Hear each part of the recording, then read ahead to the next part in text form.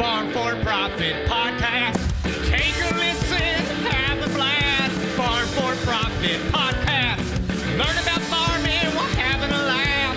Farm for Profit Podcast. So we get asked a lot on this podcast about ways that farms can make more money. How do we achieve higher levels of profitability? And one of the key answers is we'll sell the commodity that you make for more. Obviously, we need to manage a break even, but we are going to focus on a conversation today with Nick Cholis. He's from Farmer's Keeper, and I'm excited to learn more about what he's got going on because as of late, you listeners and myself even has seen his content all over the place, trying to help farmers get a better understanding of what tools are available to do just that, and that is to sell the commodities that they make or grow for more money. Welcome to the podcast, Nick. Hi, thanks for having me, guys. So let's start off first. Tell our listeners who you are, and then we're going to get into what Farmers Keepers is. Sure. So I'm Nick Cholis, founder and CEO of Farmers Keeper. And what we are is we're a service that farmers who grow corn, soybeans, and wheat use all over the grain states to sell their physical grain without any margin calls, using any of the pricing tools that are available at your local grain elevator, like let's say an HTA, hedge to arrive, or a min-max, collar, accumulators, managed pricing programs, all without margin because we're using the same clearing firms that the grain elevators use when you execute those pricing tools there. And then we also leave your basis open so that you can take that futures price that you've reserved ahead of time and then go and deliver it to any elevator that you want. Because most farmers deliver to more than one grain elevator, and there might be a difference in the actual basis cash price at the time that you want to decide your delivery. So we work with just over 1,000 farmers from North Dakota down to Mississippi and all throughout the I-states, ranging in size anywhere from 150 acres to 90,000 plus acres. So we've seen it all. Yeah, so you work with me in my 90,000 acre farm. I don't know how you would manage a farm of that size. It's impressive that you've got a client, and obviously that's why they need a partner to help get things done the way they should be. Sure. And I like always how you guys are talking about profitability in general, because a lot of times profitability can get confused with just purely size. Well, we've seen customers that have actually purposefully scaled back on what they've been doing, whether that's just acreage or diversification itself on the farm, and been more profitable because of that. So for those of you out there that have the problem of running a 20,000, 30, 40, 50 plus thousand acre farm, it really takes acting like a corporation and dividing out labor and not just physical labor on the farm. And actually, the job of your 1,000 to 5,000 acre farm is going to look a lot more like what that job looks like at the larger, more corporate farms today in the future. And the reason for that is just our access and level of technology and how important that is versus physical man hours in the field, which has been steadily decreasing ever since the industrial and green revolution. Yeah, so, absolutely. So I know why this episode is important to me, and that's because our listeners ask for it a lot. But why is an episode like we're going to do today, in your opinion, important to our listeners? So as a farmer day to day, most of their focus is going to be around yield and production and supply, whatever you want to call it, decisions, right? Whether that's putting on your agronomist hat for a little bit, or putting on your chemist hat if you're spraying in the fields, or putting on your meteorologist hat when you're worrying about the forecast coming up. All those are yield decisions because you're a producer in the commodity market. However, that all takes away from the other half of the profitability of your farm, which is going out there and actually executing on price. And this is really important of a message because it's not just about guessing where the best price is. So we estimate that about 60% of farmers today domestically in the US are just setting a cash price when they sell their grain. In other words, you're taking whatever the posted bid at your local grain elevator is, futures price plus basis for the total cash price, and selling however many bushels you want there. And so that's differentiated from guessing where the market is to, hey, what's the best way to make this sale? We hear from a lot of our customers saying, hey, I just bought $100,000 or $200,000 worth of inputs. I want to go hedge that off by selling that equivalent amount worth of my crop. The most constructive conversations we have with farmers aren't, hey, do you think corn's going to get back up to $6 or not? What could happen there? Those are all what if types of questions, but profitability means, hey, I have to hedge off some of this, or I think this is a good place in the market to sell. How can we go about doing that best using pricing tools or making a cash sale or anything like that, right? And that's what Farmers Keeper really specializes in, understanding what are the options available to you for how to crack that nut of selling your grain when you have to do it, because nobody knows how to predict where the markets are going. Nobody knows what's going to happen tomorrow with the weather, or whether or not China buys or cancels shipments like they have been lately. That's totally unpredictable. But what you can know is how you're going to get that done. I like to say, think about Farmers Keeper like a travel agent, right? You're a farmer trying to get something done, like going on a trip with your family, right? Hey, we just got done planting in the field and we want to go away to somewhere up north fishing sometime in June. Well, Farmers Keeper, just like a travel agent, can say, look, if you leave on a Tuesday instead of a Friday, you can save yourself $300 on your airfare, right? These are the deals that are available. This is how this might work. Or if you take this certain option, you might get a premium seat selection. The same thing exists in how and when you sell your grain. And that's more key than guessing which direction the market's going to do, because that's impossible. Sorry, no predictions today. Sorry, Tanner, not going to give you any predictions on where the market's going. I have my opinions on it, but if you thought I was going to tell you magically what's going to happen on the report or anything like that, not happening. Yeah, so listeners, we're recording this on the 5th of June, and it's going to come out a week later. So no, there's no secret advantage to me to have had this conversation a week before you guys get to hear it when it comes out, unfortunately. But my hopes is during this conversation, we're going to help build a platform for understanding, so that way we can utilize these tools that are available. Because I've never heard a business program, a service such as yours, being referred to or compared to a travel agent before, and that really made a lot of sense. Because in the world of finance, I unfortunately see a lot of customers and a lot of other people's customers that schedule when they sell grain, or at least the months that they sell in, based around when loan payments are due. And unfortunately, they don't realize that loan payment structure is very fluid. If there's a better way or a time of year or a plan for us to establish a payment structure that matches something that could be more strategic to your operation, we can move the payment date. And it's usually a really inexpensive change, let alone if we have a plan in place before we establish the loan. So as you meet a new client, you're going to get a call from one of our listeners today because they really enjoyed your analogy just up to this point on how this conversation is going. How do you start off the conversation?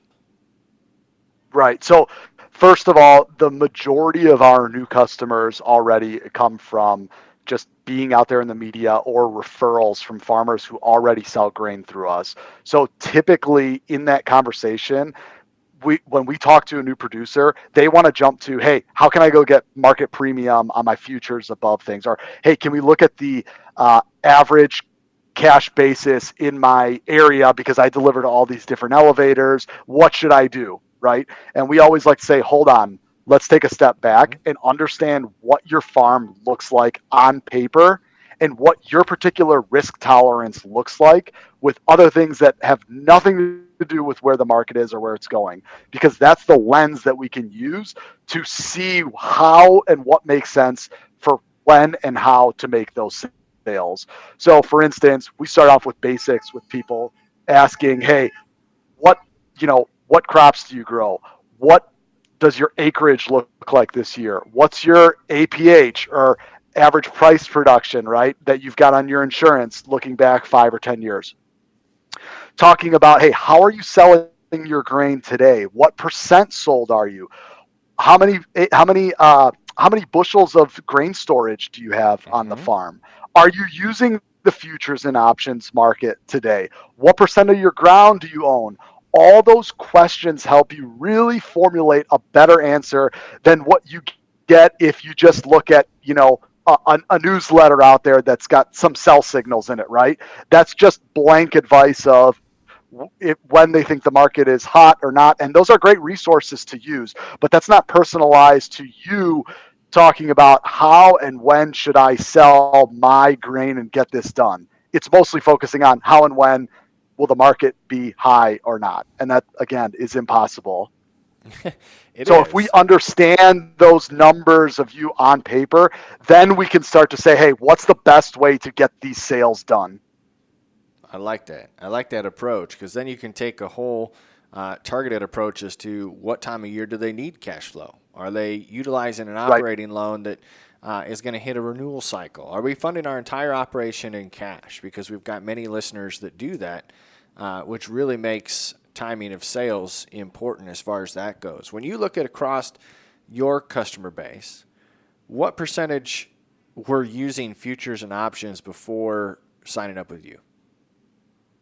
So Farmers Keeper only deals in physical cash grain for farmers. Okay. We are not paper trading for anyone. No farmer who sells grain through us has any marginal position or directly owns any type of futures and options. It is all derived on physical cash grain that you commit to physical delivery. And we simulate that with the same pricing structures that you might do, again, on a pricing tool at the elevator. I would guess, though, approximately 10 to 20% of farmers have at least an active futures and options account. That gives you a lot of freedom in hedging your price risk on paper, so to speak, ahead of time in the market. Mm-hmm. However, the drawbacks of that are it requires funding with margin money ahead of time, which can be very expensive, especially right now, if you're going to do it based on your operating note with 7 or 8% interest rates. The other half of it is that we see even more commonly is farmers say, I don't reserve my prices ahead of time because I just don't understand futures and options. We will talk about those principles of what a put is or what a call is with our customers, but not as a trade recommendation for them. Everything we do is applied to that physical grain, but it is the vast minority of farmers that are actively using futures and options today. So you would say, out of our listener base, this conversation, learning about how you look at marketing the physical, is going to apply to a majority of our audience compared to those that are exercising and utilizing the brokerage accounts? Well, number one, yes, absolutely. But even if you are using futures and options today, you probably in this environment don't want to be worrying about making margin calls, plain and simple. You're not committing physical bushels to an elevator when you're using futures and options, but we give you that basis flexibility as well, which we can go into later. But yes, it is a very common call or concern that we get, especially from new customers, that, hey, I am selling all cash today. I hear that there's ways to get premiums above the market, or I just want to separate setting my futures from my basis and not set it all at once because I recognize that there's advantages to doing that and that futures and basis rarely peak at the same time and that they should be split up for profitability. But that's the way we've always done it on the farm, so I don't know any different. Can you guys help me go on that journey to get more sophisticated in marketing? And we love customers like that because we want to take you on that journey, and through selling some of your grain with you, be able to bite off a little bit more and explain it. And believe me, if all these other customers and myself and everybody out there in this industry can understand those basic principles, you can too. It may seem intimidating, but we've taken hundreds of farmers through that process before. And once you understand it, that's with you for life. And selling grain that way through Farmers Keeper or through a big ABCD elevator or the local co-op, the principles of that are all the same. Okay, so let's dive into some of the principles and let's first reflect on the market environment that we're in today. So again, we are here the first part of June 2023. Let's first have you recap where corn and soybean markets are at and how Farmers Keeper is working with their clients to market in this environment. Sure. And that's really important for those of you that might not follow the markets every single day. So we just exited a 3-year period in commodities as a whole, especially in the grains, where two things happen in the supply and demand relationship. We saw really, really dry years that led to globally stock situations. In other words, how much grain we have in our global bank account reducing every single year. That created a lot of scarcity, and that's a supply concern. And at the same time, we had enormous demand in terms of purchases from China, who just kept on buying. And what that did over the past, call it 3 years, is grain prices continued just to skyrocket. Throw in a Russian war in Ukraine there, and you've got a real recipe for a very bullish market. That created habits on the farm that said, you know what, I already cash sell today. I don't want to sell much grain ahead of time. Every single day that I wait on selling my crop, the price just keeps going up. So I'm going to hold out till the last second when I need it. And when I do that, there's no reason to use any type of pricing tool to hedge my risk or anything. I'm going to sell it cash, deliver it next week, and get my money. And look how great I am selling, $7, $8 corn cash in certain scenarios. All of that in the past 4 to 6 months has really flipped on its head. So let's go back to that supply and demand relationship, right? Now, all of a sudden, when we look at Brazil, now going to come out with their safrinha crop that they've just started on, right? Cutting. We are due for a good crop here in the U.S. A lot of you might be saying, hey, it's really dry by me or not.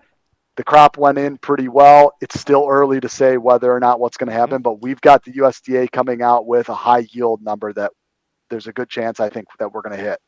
So it doesn't, regardless of what happens in your own backyard, just look at what's happening in Brazil, right? They've produced a huge crop. We know that they're going to plant a record amount of acres next year. So that means that with or without the United States, our global stock situation more than likely is going to reset itself because the market has done and what it does to self-correct itself. Prices were really high. Producers globally have said, I'm going to run out there and plant as much corn and soybeans as I possibly can. And that's put us in a situation now where it looks like our whole stock situation is going to get flipped. And we're walking into a period, at least on the global scale, we'll see about the United States, where we are going to be recharged on the supply side of things. Unfortunately, at the same time, from a demand perspective, we've been way behind estimates globally. So China has canceled recently a lot of shipments that they're paying big fines for, by the way, for doing from U.S. promises that they've made on sales and purchases that they made. However, they've gone to the cheaper Brazilian market to buy that. And Brazil is right about to start harvesting their safrinha corn crop when it's going to get really cheap to buy their grain again, which also reduces demand just always seasonally for the U.S. corn crop that's sitting in the bins. So now we're walking into a situation where global supply is high and demand looks really, really weak. And that's changing the situation of the market to say, wait a second, it is now better to sell my crop and reserve my prices further ahead of time in a normal, quote unquote, market. And that's the transition we've made very, very quickly here in the past 4 to 6 months. And it looks like that's the outlook when you look back over 10, 20, 30, 40-year periods. We kind of forget when we're in a bull market that really is about 20 to 30% of the time only in commodities versus 70 to 80% of the time where we're producing a good amount of crop and demand is right there to meet it. Yeah. So that's what's happened in the last 3 years or so with global commodities as it applies to the grains. So would you consider this a bearish market? Well, I mean, if you just look at a chart in general for grains, at least, things have been pretty bearish. Yeah, I would consider it a bearish market. There's a lot of things that still need to play out domestically with the U.S. crop, but I would definitely say it's been a pretty bearish outlook lately with all these canceled shipments, low new shipment pace, and again, just a big crop all around. And markets not reacting to scary news about the Black Sea grain deal, right? Russia's now come out saying, well, in 45 days or whatever it is, when it comes time to renew, we're not going to renew it. Well, the market doesn't really react to that. And a lot of farmers say, well, that's not fair. What's going on? However, what we need to consider is there's not the demand there to purchase that grain. I always like to tell people, there's not really a ton of demand for one of your old personal items. It's one of a kind. My Farmer's Keeper water bottle right here, one of a kind. This is the only one on planet Earth. But I don't think anybody wants to buy my Farmer's Keeper water bottle that I've got sitting around here. It's not worth anything, even though it's super rare. And if there's not demand in the market, supply and demand have to meet each other to work. And as a producer, you're always going to be focused on supply and have a good eye to it.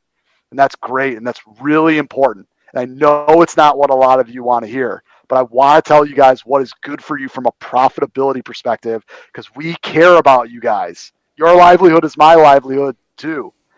And so we just want to keep it real to say that just because there are supply concerns, and that's so difficult to deal with, believe me, I understand. However, if there's not the demand there to meet that does not mean that prices will go up. Just don't get caught flat-footed. We hate to see that. So if you were to generalize right now, what percentage of our listeners on a generalized basis are pre-sold for the 2023 crop? So we have some relatively scientific data around this. We run a lot of polls on social media to thousands of farmers out there that we can run instantaneously. We'll be launching some more this week, actually, while I'm on the road. We are estimating that right now, less than half of farmers have sold any 2023 crop at all. And also that about 30 to 40% of farmers have sold zero 2023 crop. That's pretty scary, because when I get asked a question like, what percent sold do you think I should be right now? And I kind of answer these days kind of jokingly, 100% sold. I think we've already seen the highs. and if we haven't, what's wrong with 650 corn anyway? Right. I would be 100% sold if I knew that, right? So I think a lot of people out there are undersold, and that's partly to do with many farms coming out of a record year where there's a lot of cash on hand on the farm. And that means that as you see prices start to slip, there's not as much incentive to go out and make a sale ahead of time because you're already sitting in a great cash position. Unfortunately, unless we get back up to those levels, we just put in the most expensive crop for most of us in our entire lives. And that's got to come together to meet actual profitability. And that's why so many farmers are starting to turn to say, hey, I can't just go and make a cash sale and unload this. I need to really think about how I'm selling that grain. What are the mechanics of how I can do that? Can I get some premiums on my futures price? Let me make sure I'm getting the best basis bid around. And those are good habits to have in any market anyway. Yeah. So let's talk through that. So presumably based upon my observation, without any type of official survey, is I would agree pretty closely to your percentages, which is why I think the timing of this episode is extremely important. What can our listeners be thinking about doing now? What are Farmers Keeper customers doing that maybe feel like they're undersold? Couple different things. Number one, if you have any type of a grain marketing plan, like you were mentioning, maybe that revolves around when payments are due or when you're purchasing inputs for the next crop. Or it's just, hey, by pollination, I like to be 50% sold. If you have any type of grain marketing plan and you're behind that, look at what you can do from a premium perspective to set your futures price today and then still participate if the market goes up. Things like what we call pricing tools like a bonus target or setting a floor or collars in certain situations that will allow you to lock in some type of a futures price in a certain amount of your bushels. And then if the market does rally up, that you'll get a benefit from that. If you have no grain marketing plan whatsoever, you're still in that same boat, but you've got to figure out, hey, where do I need to get sold up to? The biggest way to set that benchmark for you is look at your fall crop insurance indemnity price. It's the true amount depending on what you will produce relative to your coverage level, and we can help you find that. If you put your information on our website, someone from our team will reach out to you, give you a free marketing consultation, just understand where you sit with all that. According to what you will yield in some certain scenarios, that will tell you what your true floor is for your protection come fall. And that can help you determine those things. Otherwise, if you're looking to say, hey, Nick, I heard that these fancy accumulators out there, big buzzword, can get me a bunch of premium above the market futures. Accumulators are a great tool to use in the right market. Absolutely. However, there's not so much premium or time value left to do it on your harvest bushels. We have certain customers that start to sell a year and a half, a year ahead of time. We're seeing many of those larger producers that plan further ahead start to sell the 2024 crop. Your first sales of a crop, right? It's too late to do an accumulator on December 23 corn because there's not as much time value there. It would be like, think about this. If you want to do something using futures and options derived type of pricing tools, it would be like, who's going to bet against the Patriots in the fourth quarter of the Super Bowl when they're already up by 2 touchdowns? The game doesn't have much time left for someone to take that bet. But maybe I would bet against them if it was before the first quarter and nobody knew what the score was yet. The closer you get to the end of the game, right? In this case, the closer we get to harvest, the less people are willing to reward you with any type of market premium ahead of time.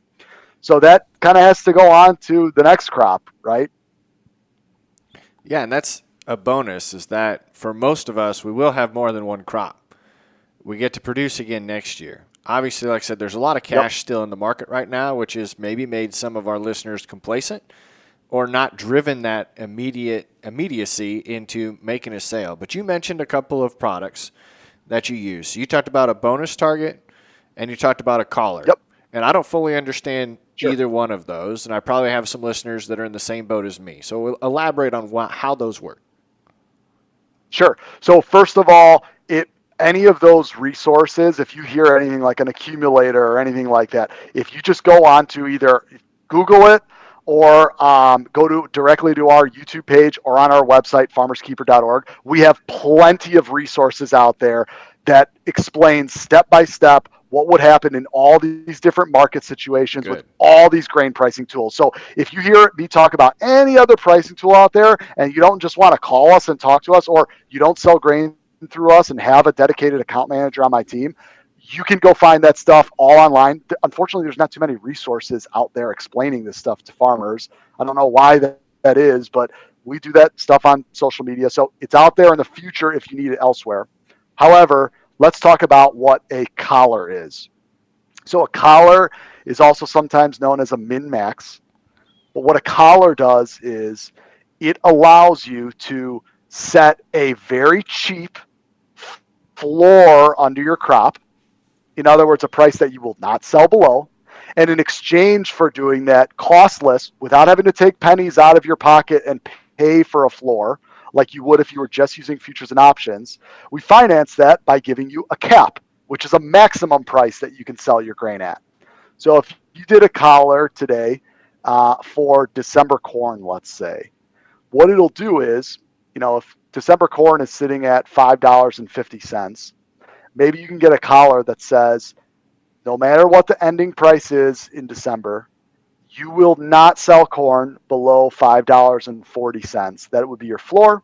And your cap, let's say, is $6. So the market's at $5.50 today, and you decide to commit 10,000 bushels in a collar.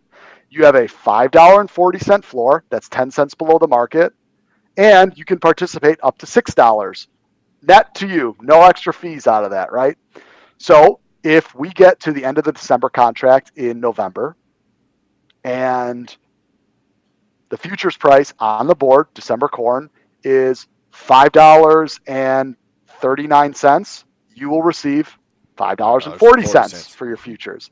If the price is $5 on the board, you will receive $5.40. If the price of corn absolutely collapses and goes down to $1 a bushel, you have locked in your price at a minimum floor of $5.40, only 10 cents below the market today.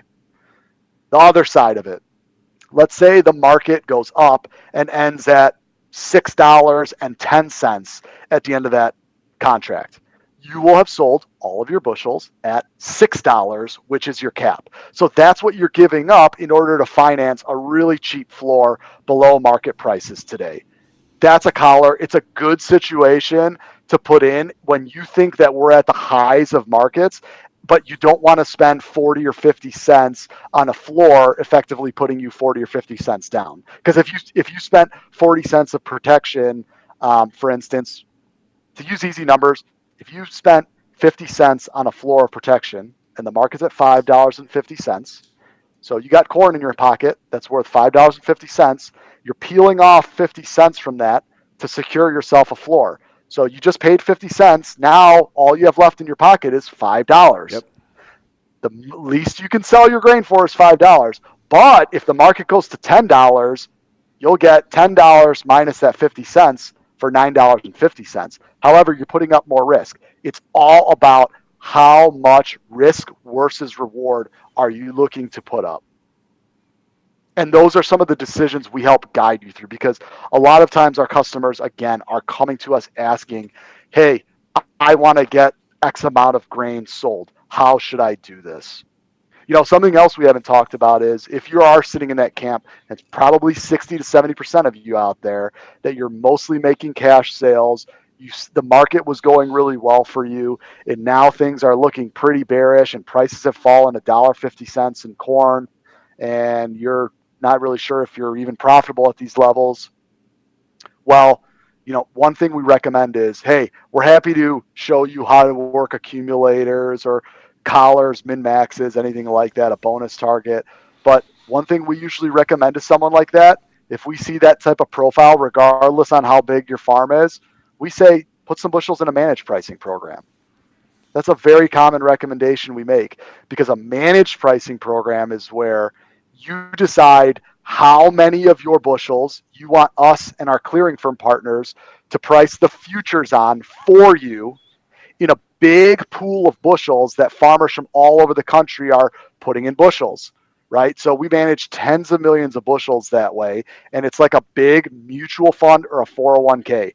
It's still on your physical grain. You decide how many bushels you want us to price for you, and we are hedging on those bushels so you can follow along and see what are we doing at different points in the market. And so a lot of farmers, regardless of how sophisticated they are in their grain marketing, like doing some percentage of their bushels in a managed pricing program, because they don't have to worry about margin calls, but more importantly, it's taking the emotion out of some of their sales for them. And you're getting active management while you're busy in the field. And it's good to check yourself that way. I know it can be hard to give up control. However, if you look at your banker or your lawyer or your accountant or your agronomist or your seed salesman, they're busy doing their job in the field all day. and they have a portion of their retirement savings in a 401k or a mutual fund that they don't even know what's going on in that as a hedge against themselves. And many farmers do that, and I think more should. It's just about what percentage of your production is the right fit for you there. Even Warren Buffett has some of his money in managed stuff like that and recommends just generally invest right that way. Not a trade recommendation, but just diversifying and spreading out what you're doing. I like to say, we get people call in and say, hey, we know you guys can do accumulators for us. I want to sell 40 cents above the market. Sign me up, put me in an accumulator. And we say sometimes, we want to sell as many of your bushels as you can, right? Farmers Keeper charges a fee for every bushel that gets sold through us, okay? That's how we make money. That's what we get in exchange for giving you value on your grain. However, setting you up, if you've just been making cash sales for generations and putting you in on 50% of your crop on an accumulator 2 years out, that's like taking a 15-year-old on the driving lesson for the first time and putting them on Lakeshore Drive downtown Chicago. That's not the right way to start with things, and that's why a managed pricing program is a good way to participate in some of those more advanced strategies and watch along. And every farmer that works with Farmers Keeper has a dedicated single point of contact for you to call. You're not going to call and be on a hotline waiting for someone or anything. That is there to guide you through that process. And if you are a sophisticated farmer that says, no, I want a short date, a September 2025 corn, blah, blah, blah, blah, blah, we can do that for you too, of course. Yeah, that's the interesting part is we prepare an episode. Is we know that it's, one, not going to apply to every one of our listeners. And two, we're going to have listeners of all different levels of sophistication when it comes to marketing their commodity. And it's right. tough because we've got to ask questions that clarify. I love that you provided a resource that if somebody comes across a terminology, including myself, that I don't know, I've got a resource through Farmers Keeper that I can go and learn about what we're talking about. But if I'm a listener that's got bushels that I want to try and obtain a premium above the market, where would you start with me? I would first ask you, well, what I would ask anyone if they were asking also, where do you think the market's going to go or how much grain should I be sold? I would ask this. Number one, baseline. How much 2023 crop have you sold yet compared to what you expect to produce? Yep. Right? And then the next question would be, at what price right now? So maybe you say, all right. Yeah, let's play a scenario out. I like this idea. Let's play a scenario out. I am 15 to 20% of my production for corn pre-sold, and like a lot of guys. It's at $5.85.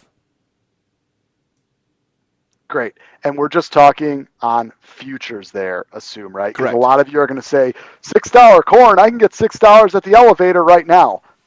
You're thinking cash, right? We're just talking futures. Yep. So I would say, okay, today the market's sitting at 550. We'll keep rolling with that example. Well, Tanner, if you could get 585 again today, would you sell more grain? I don't know. Would you? Yeah, probably. Let's ratchet that up a little bit. Say my 15% is at 650. Yep. Give a little bit of a higher target. These are more realistic. Yep. So if you've sold about 15 or 20% of your grain at 650, you're sold in at a great price. One thing I would recommend though is I would assume that actually your average is more like probably like $5.60. Well, what do you mean? I've got all my grain sold at $6.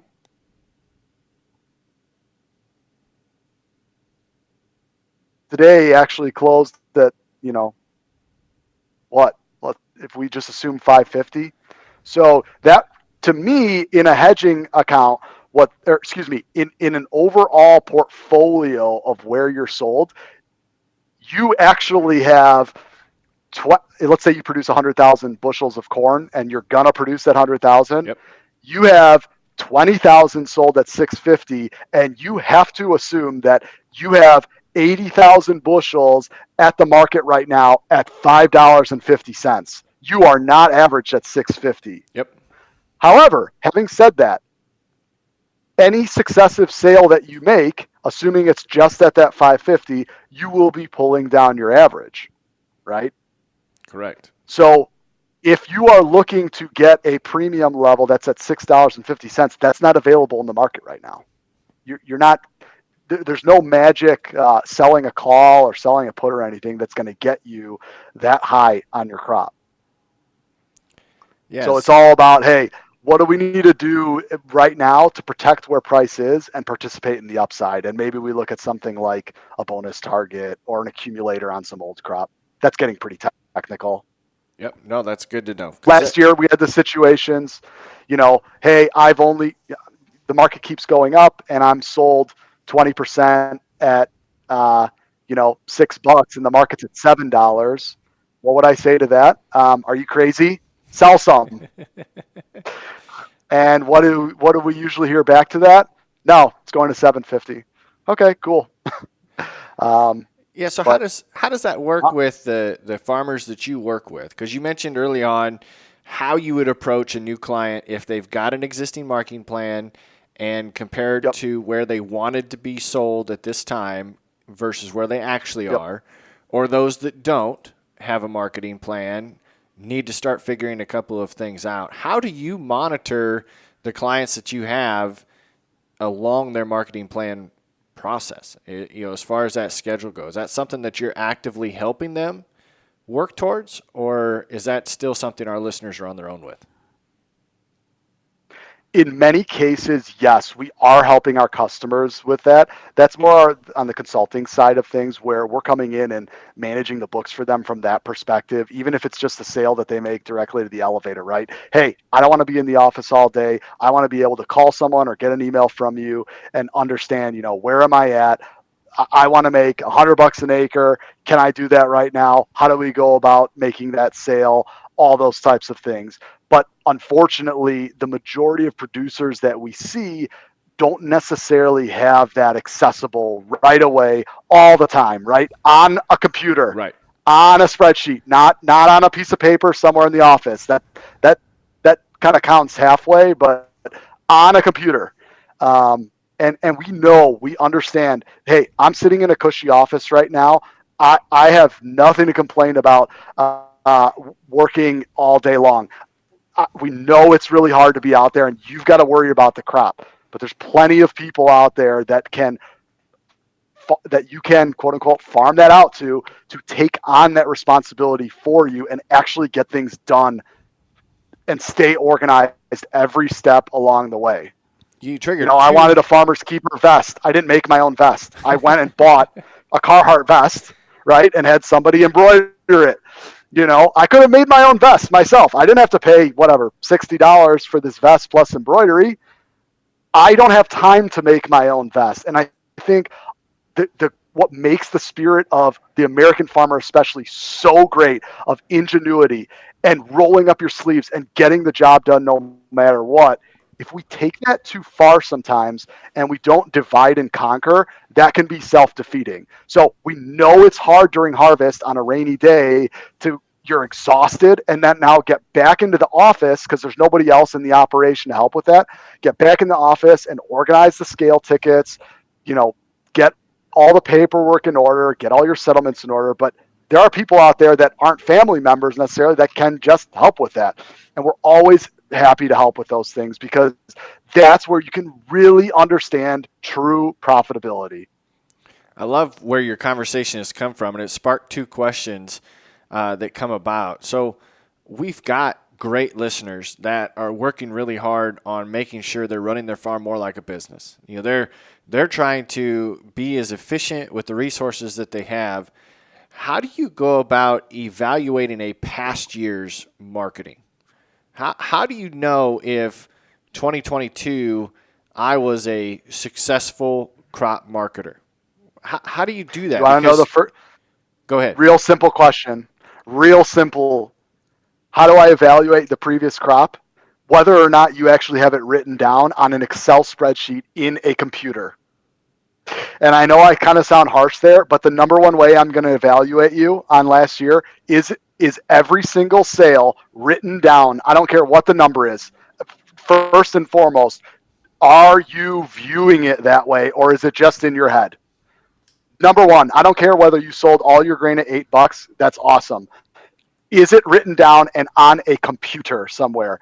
That is so important to stress. A lot of you are saying, man, jerk, whatever. Hey, I'm busy doing stuff. That's fine. But we want to take your business to the next level, and it's got to be on a computer in an Excel spreadsheet of some sort. Number one, Yeah. right? Futures, one column for the date of that you made the sale, what the futures price is, what the basis was later, right? And where it's going. Number one, that's how I'm going to evaluate your previous sales. Because if you're not doing that, you may not be organized on other things that also mean profitability. I would agree. Sorry to take that in a different direction No, with you there. I like that. I like that because the basis for my question is, we've got listeners that I talk to, we've got co-hosts that I talk to that sit here and constantly feel like they missed an opportunity. This is what I sold my crop average for. They've got it recorded, all the details, and they go, I missed it. If I'd have done X, it just would have worked out better. So how can our listeners determine whether or not they did the best they could? If you've got a marketing plan, right. You have to have that to compare it against. But right. How do they stop right. feeling bad and focus on the next year's crop? So looking backwards, you've got to be able to make a sale and move on from that, right? The problem of comparing one year to another is the market is it never looks the same. And it's rare that you're going to 1 year and the next at the same time of the year that you're going to be in the exact same situation. So it can make that hard. That's the type of thing that you've got to be able to walk away from and live from. And also not be too proud and too overconfident either at your $8 sale, right? To me, it's all about going forward after looking at that, right? One really simple thing that we recommend to farmers that has nothing to do with selling grain through Farmers Keeper. You could do it in a futures and options account, not a trade recommendation. You could do it at the local elevator, right? How about setting offers? Really simple.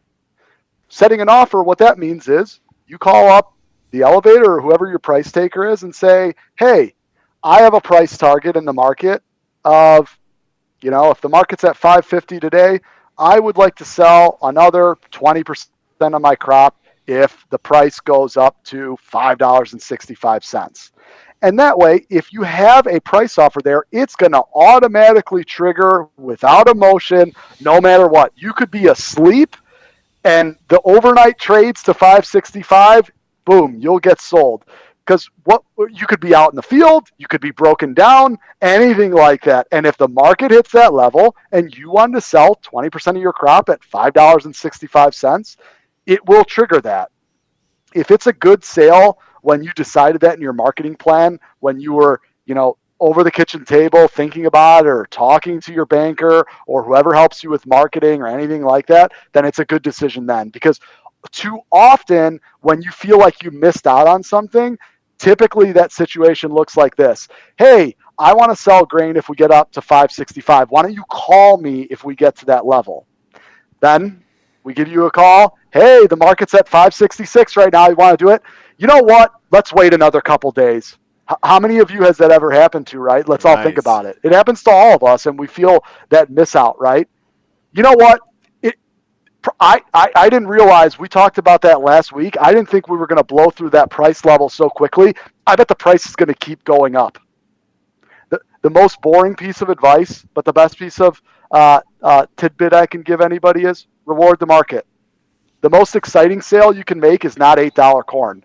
The most exciting sale you're going to make is $4 corn at the bottom of the market. Because when you make a panic sale, you're going to be real excited. Believe me. Nobody wants to make the right kind boring of sale. Yeah. Nobody wants to make a boring sale when the market's up 3 or 4 cents today. Yeah. I'm sorry. A lot of people don't like that, but I care for you guys, and I want to see the best for you. Naturally, in any commodity market, if you are a producer, you should be more concerned with your downside risk than the upside risk. Oftentimes, we hear a lot of guys are concerned that, man, if I make a sale, grain is going to go up to 8, 9, $10. Corn is going to go up to 8, 9, $10. As a producer in a market, typically your eye should be on protecting your downside and locking in profits, and then what you can do to participate if the market goes higher. And that's a totally valid conversation. But staying unsold because there's no way the USDA's got it wrong, and my break evens are so high. If we all just hold out, prices are going to go up. That's not. You can't really bank on that, unfortunately, and sometimes it's tough love to you guys. Any of our customers out there know, we know your family, right? Our financial futures are vested together. Right.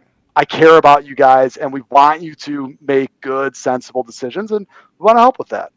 And it's tricky, just like you said, to take the emotion out of it. And when you realize if you can get some good information around you, you said it earlier, you got to get out of your own backyard. But if you find out that a majority of producers, you're listening to this podcast, and based upon survey results of a small pool of farmers, that very few are pre-sold, over 50% of their crop, a large percentage don't even have any of this year's crop sold yet, the market's going to have all those bushels to continue to market. So I would project that the opportunities are going to be shorter than they have in a year to where the supply is much less. So having something in place to react faster than you can is probably a good idea. The second question that you spurred when you were discussing earlier is technology. What technology is now available to folks like you and your team? I mean, are you using AI? Are you working on any type of generated data that helps you take guidance in the advice you give?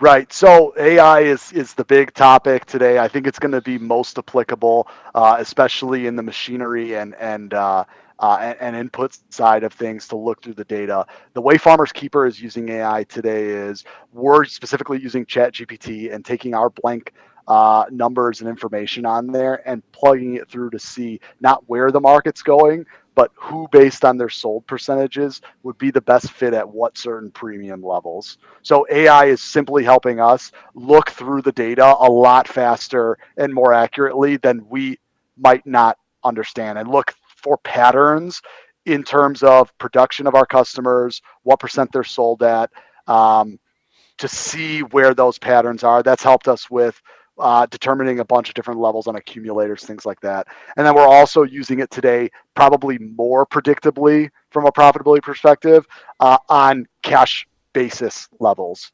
So we've got a lot of data going back, I think 17 or 18 crops, on where many different elevator locations have been in their basis bids at different times of the year, and using that, plugging that information in there to read year by year and see, common question that we get coming up in the summer here is people need to set basis on the bushels that they have priced through us. Hey, is this a good basis or not? Right? There's no real chart out there. You can look at a chart right now and say, all right, last June, where was December corn sitting at? And you could lay that out for years in the past, and it'd be the same for someone in the U.S. and the same for someone in China or Brazil. However, it's not as accessible. What's the local ethanol plant bid the last 15 Mays?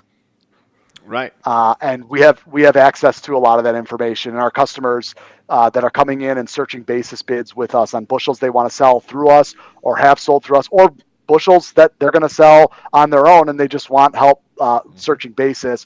We're using a lot of those analytics tools to look through that and scrub that data, which can be pretty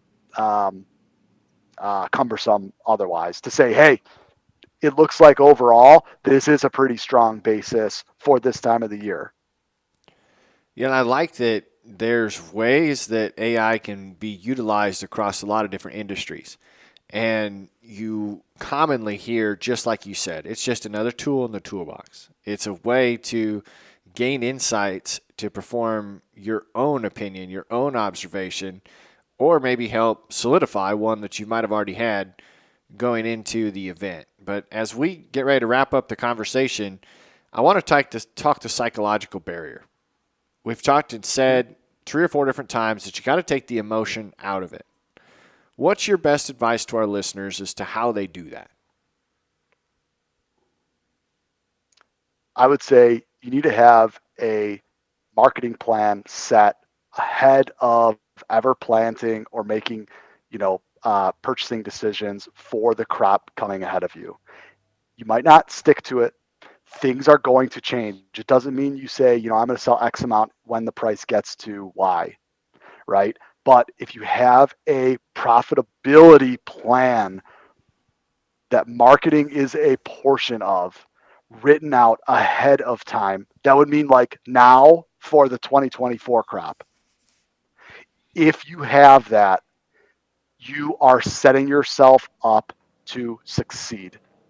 And to have something down like that, it especially when it's your kids going to college, right?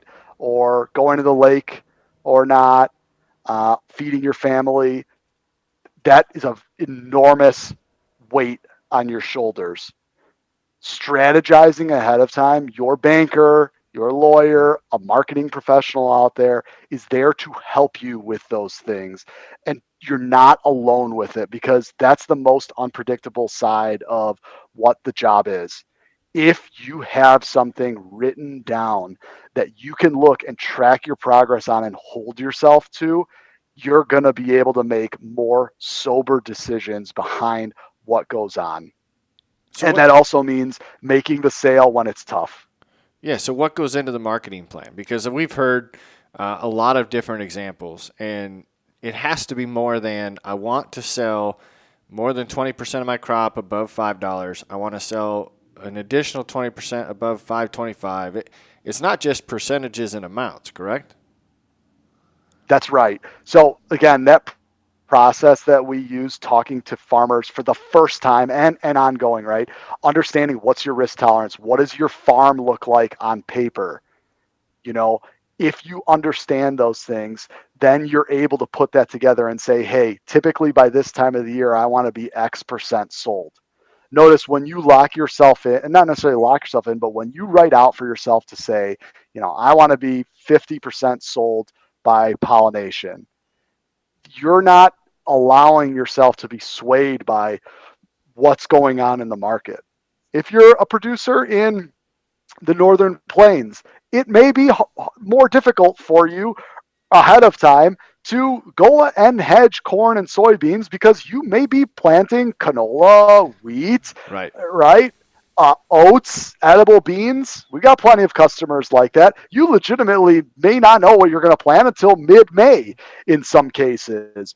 That's okay. But as long as you understand that, hey, I want to do X amount on futures and options beforehand, so I'm not committed, or I want to do Y at physical right after I plant it and I know I have a crop.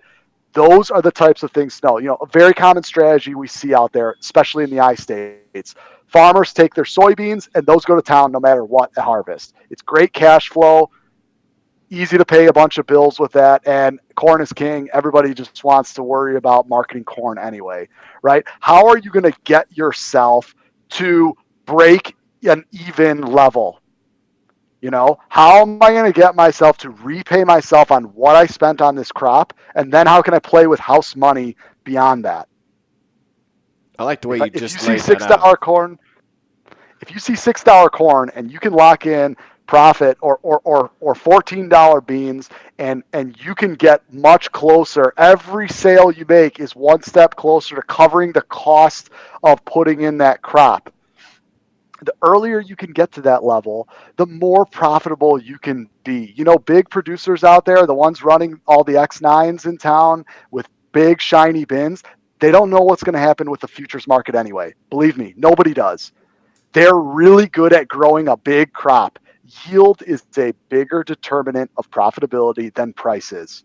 If you invest in your crop and grow a good crop, which you're all awesome at, the American producer is the best in the world at that.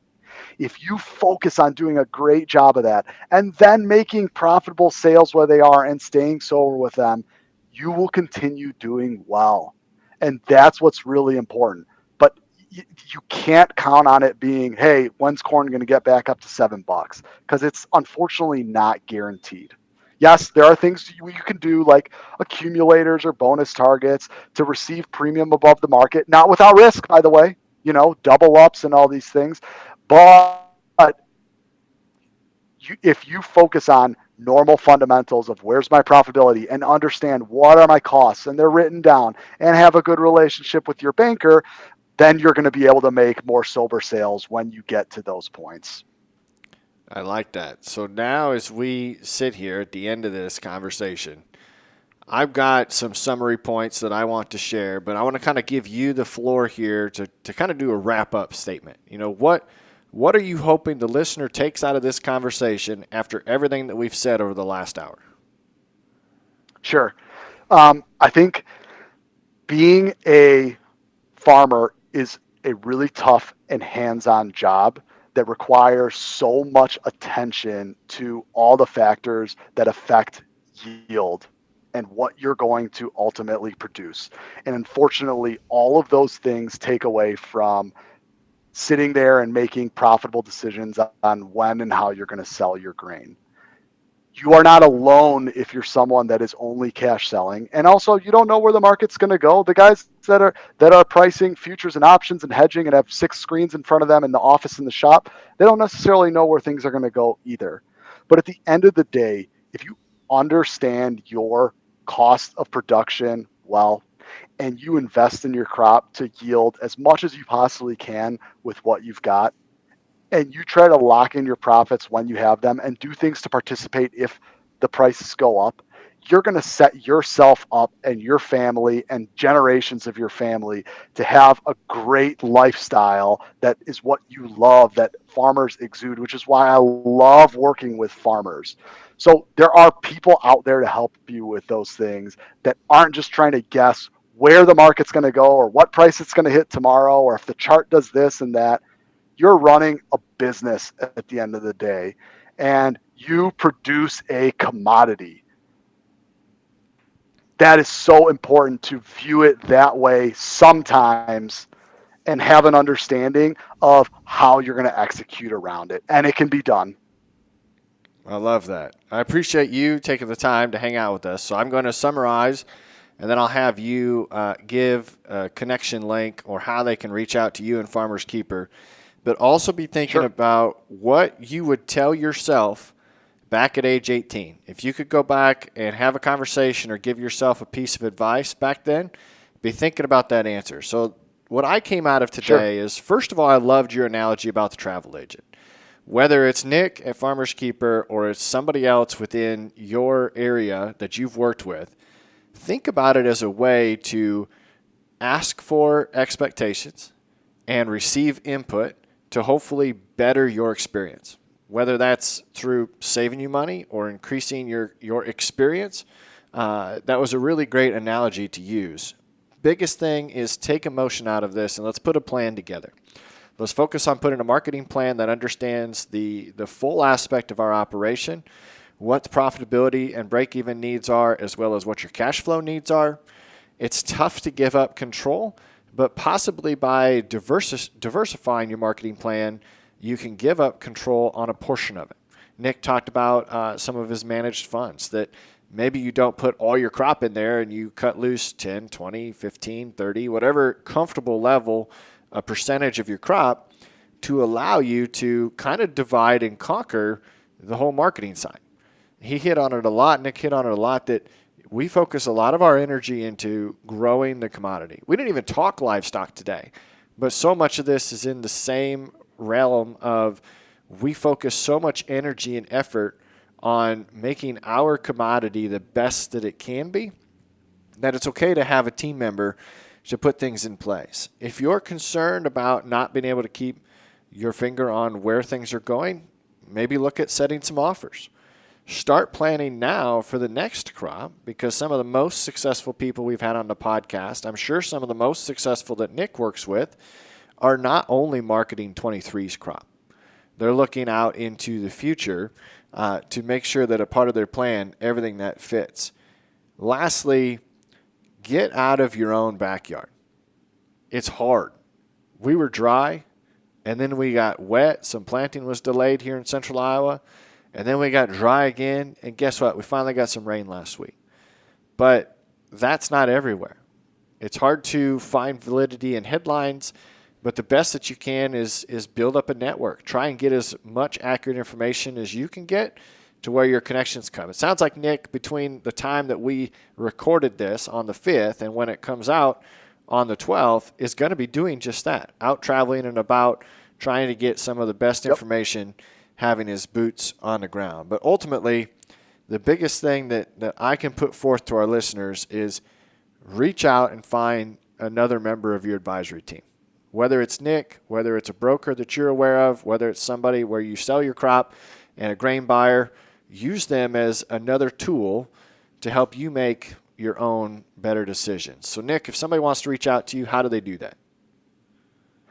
Go to our website, www.farmerskeeper.org. If you put in your information in the contact card there, someone from my team will reach out within 24 business hours. Otherwise, follow us on TikTok, Instagram, Snapchat, because that's where we're posting a bunch of small bite-sized, market updates on, what did the market go up, down, sideways, and why, reviews about the reports and stuff. But more importantly than that stuff, right? What we call grain marketing 101 tips, right?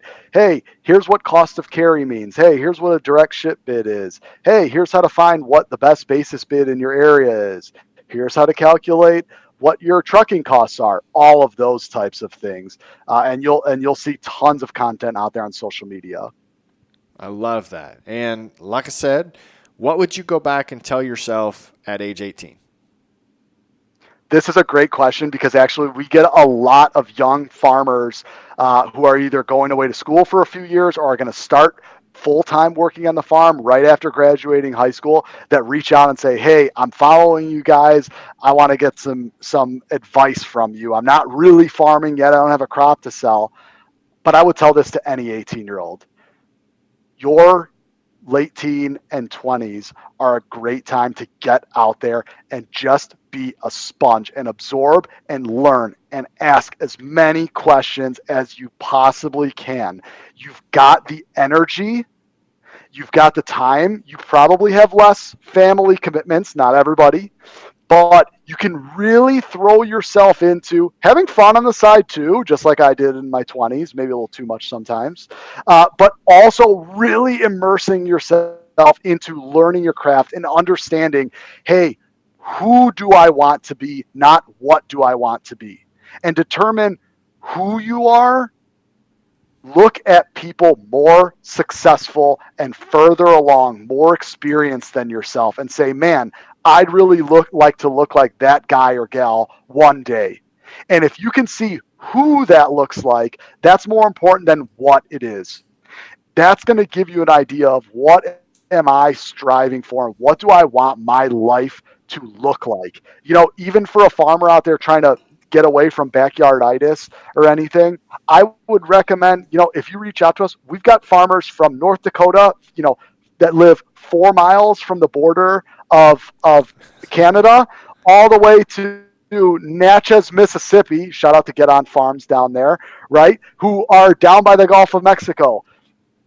Build your network of farmers outside of your state too, and there's plenty of ways to do that. And give people a call while you're in the cab and chat with them. So for you young guys out there, what I would say is there are big farmers out there that are good stewards that love to talk about business and have been through everything before that you're going to experience. Attach yourself like I did once upon a time at that age too, to those more experienced people so that you don't have to learn as many of the hard lessons yourself and fall on your face. And then finally, you are going to fail without a doubt. The point is you learn more from your failures than you do from your successes, because your successes are just a checkbox and a validation, and you don't necessarily stop and look at what happened and diagnose them. When you fail, you're forced to look back at those things. And if you can look back and reflect on those failures and come out of them stronger, maybe you'll have a 10,000 acre farm one day. Who knows? That was good. That was more than I expected. So thank you so much for that. And then listeners, all I've got left is your challenge. And my challenge is for you to pull out that marketing plan and be real. Look at it, be honest with yourself, honest with where you're at compared to your targets, and make a plan for the rest of the growing year. If you don't have a marketing plan, the challenge is to build it, and to build it honestly. Include all your costs and what your goals are for this crop. So that's my challenge. Nick, thank you again so much for hanging out with us. I appreciate you giving us a little bit of insight, some timely advice for listeners that pick this up whenever they do. And listeners, we thank you so much for hanging out with us too. But until next time, have a good one.